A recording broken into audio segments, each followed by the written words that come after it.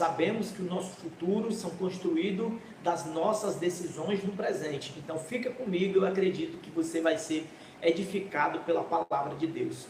O livro de Ruth é o segundo livro da Bíblia que leva o nome de mulher. O outro é o livro de Esther. Então eu quero compartilhar com você aqui, Ruth capítulo 1, a partir do versículo 16, que diz assim: Disse, porém, Ruth: Não me instem para que te deixe, e me afaste ao pé de ti, porque onde quer que tu fores, irei eu, e onde quer que pousares a noite, ali pousarei eu. O teu povo é o meu povo, o teu Deus é o meu Deus. Onde quer que morreres, morrerei eu, e ali serei sepultada. Faça-me assim o Senhor, e outro tanto, se outra coisa que não seja morte me separará de ti. Vendo ela, pois, que de toda estava resolvida para ir ter com ela, deixou de lhe falar nisso. Nós vemos a história de Ruth dentro de um contexto muito caótico, de tribulações espirituais, de tribulações concernente de quem era Deus. Esse período é o período do juízo. Por mais de 330 anos houve um período de juízo, a qual Deus queria ser o centro, pois não existia em Israel neste momento a monarquia, e sim a teocracia. Teo, Deus, cracia, governo. Era o governo de Deus, onde Deus levantava um homem e uma mulher para ser juiz, e assim colocar à disposição do povo as regras, a lei, os mandamentos do Senhor. Por muito tempo, Deus levantou juízes, e assim, por um período de tempo, Deus livrava o seu povo, Deus guardava o seu povo, quando esse povo vivia em obediência.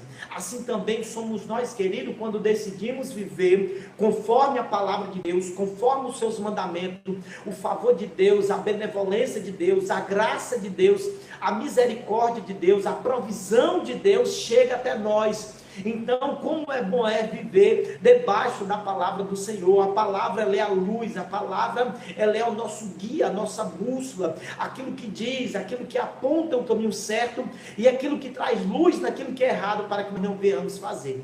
Então, quando eu leio aqui Ruth, que a priori vinha de uma nação moabita amaldiçoada, que era aquela nação que foi gerada através de um incesto entre pai e filho, não foi aprovada por Deus, e assim cai sobre aquela nação a maldição, e ali nasce Ruth sem perspectiva, sem futuro nenhum. Mas num dado momento, alguém resolve sair da sua terra, da terra do pão, de Belém de Judá, e o nome desse homem era Elimeleque. Mas ele não sai só, ele sai com seus 2 filhos, e ele sai com a sua esposa Malom e Quilion, e com a sua esposa Noemi, e ele sai para a terra de Moabe, e porque no meio de Israel há uma notícia que a fome está chegando, e a Bíblia diz que ele sai para guardar a sua família com medo da fome. Só que foi uma decisão precipitada, pois ele, querendo encontrar guarida, ele bate de frente com a morte. E quando Elimeleque morre, Malom e Quilion contrai matrimônio,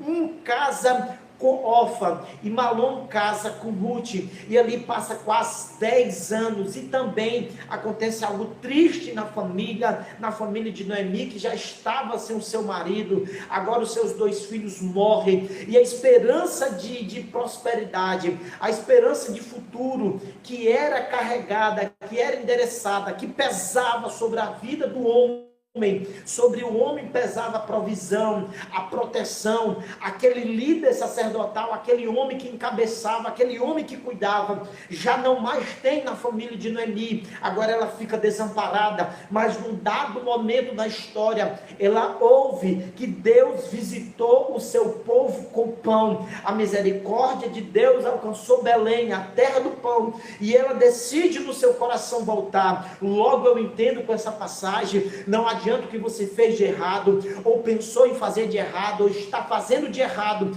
mas quando você reconhece que errou e volta, você encontra o favor de Deus. Foi assim que aconteceu na história de Noemi. E ali no momento, ela se despedindo, nora e sogra se despedindo, elas se beijam, elas choram, e elas não querem deixar de maneira nenhuma Noemi, mas num dado momento, de tanto Noemi falar e dizer: minhas filhas, eu não tenho mais marido e nem esperança de ter marido, e mesmo que tivesse esperança, vocês não iriam esperar até esse filho que gerava dentro da minha barriga ficar grande para vocês casar. Não, minha filha, volte para a casa dos seus pais, contraia o matrimônio, seja feliz. Noemi estava abençoando ali tanto Orfa como Ruth para voltar para a casa dos seus pais. A Orfa beija e se despede, porém Ruth toma uma decisão que foi o divisor de águas na vida de Ruth. As decisões que nós tomamos constroem o nosso futuro. Nós não vemos a consequência da decisão de Orfa ter voltado. A história dela não é contada, mas a de Ruth é contada. Ruth, depois que beija, abraça e chora, ela decide dizer: não, Noemi, eu não vou te abandonar. Aonde tu fores, eu irei. Aonde tu deitar, eu deitarei. Aonde tu passares a noite, ali eu passarei eu. E aonde tu morrer, morrerei eu. O teu povo será o meu povo a partir de hoje, e o teu Deus será o meu Deus. A melhor decisão que ela tomou, abraçando o Deus verdadeiro, deixando o politeísmo, deixando a adoração de vários deuses. É assim a decisão que nós tomamos quando aceitamos a Cristo. As coisas velhas se passaram e eis que tudo se fez novo. Ruth estava vivendo uma novidade de vida, numa nova casa, numa nova nação, com novos costumes, e que um novo Deus, que era único e verdadeiro. E quando elas vão chegando na cidade, Ruth, ali, ela é conhecida por causa que estava com Noemi. Noemi era conhecida, Elimeleque tinha posses. Tanto é verdade que quando as mulheres da cidade reconhecem ela, e as mulheres da cidade dizem assim: não é aquela Noemi. Noemi diz: não, eu não sou Noemi, não me chame Noemi, porque o nome Noemi significa amável. Ela diz: não me chame Noemi, me chame Mara, me chame amargosa, porque cheia parti, porém o Senhor me fez tornar. Entrou em Noemi a síndrome de Adão, coloca a culpa nos outros por aquilo que lhe aconteceu. Ei, amados, nós temos total responsabilidade por aquilo que nos acomete. É as nossas decisões que formam o nosso futuro. Ela colocou culpa em Deus, mas a decisão de partir não foi de Deus. Deus não mandou ela sair da casa de Belém, da casa do pão. Deus não mandou ela sair de Belém de Judá de forma nenhuma. E ela diz que Deus descarregou contra ela. Não, Deus não descarregou. Foi aquilo que ela plantou. E nós temos que tomar cuidado com aquilo que nós vamos plantar. Ei, selecione bem a semente, prepare a terra, plante e regue, porque o crescimento vai vir. Aquele que rega, aquele que planta a preciosa semente, andando e chorando, com certeza no final terá consigo uma colheita. E nós vemos ali que ela tentou culpar Deus e disse: eu agora sou muito amargosa, muito amargura, eu venho para esta terra de volta. Mas o interessante é que ela voltou. Não importa se erramos, o importa é quando você vai voltar para a casa do pai. Assim como o filho pródigo, ele saiu cheio, saiu próspero, saiu com riqueza, mas voltou sem chinela, sem roupa, maltrapilho, sujo, e muitas das vezes não se tinha uma identidade. Tudo aquilo que ele foi, agora ele volta e volta diferente. O que nós percebemos aqui, querido, com essa palavra, que Deus, ele se agrada quando você volta. E o favor de Deus na vida de Ruth se estendeu na vida de Noemi, porque ela era uma mulher trabalhadeira, e ela vai trabalhar. E quando ela vai trabalhar nos campos de Boaz. Boaz, o nome Boaz é remidor. Boaz é um tipo de Cristo, aquele que redime. E o que nós lemos na palavra é que mesmo naquela situação, quando ela volta e conta qual foi o campo que foi colher, Noemi se alegra e diz: esse é um dos remidores, porque tinha a questão do levirato, que era justamente alguém para suscitar o nome do defunto, que no alguém da linhagem de Elimeleque iria se casar com Ruth para assim suscitar filhos a Malom, o falecido.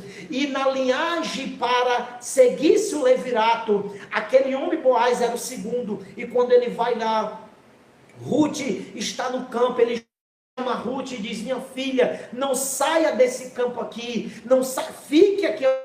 Eu já falei para os moços para não tocar em você. E ali ela se alegra e diz: meu Senhor, o que foi que eu fiz para que o Senhor achasse graça? O que foi que eu fiz para que eu pudesse lhe agradar? E Boaz declara o que ela tinha feito. Boaz declara que diz: olhe, tudo que você fez, a sua nora, tudo que você fez, melhor dizendo, a sua sogra, tudo que você fez por ela, e o nome do defunto, tudo que você fez, já me contaram. Logo, tudo aquilo que dizem a nosso respeito, chega primeiro, de que a nossa presença era assim com Jesus, a nossa fama chega primeiro. E a pergunta é: o que é que estão falando de você? O que é que estão falando de nós? Quando nós vamos em algum lugar, o que as pessoas estão falando de nós? É bem verdade que o inimigo se levanta para falar mal de nós, mas o que estão falando daquilo que Deus fez através da minha e da sua vida, pegue isso como lição.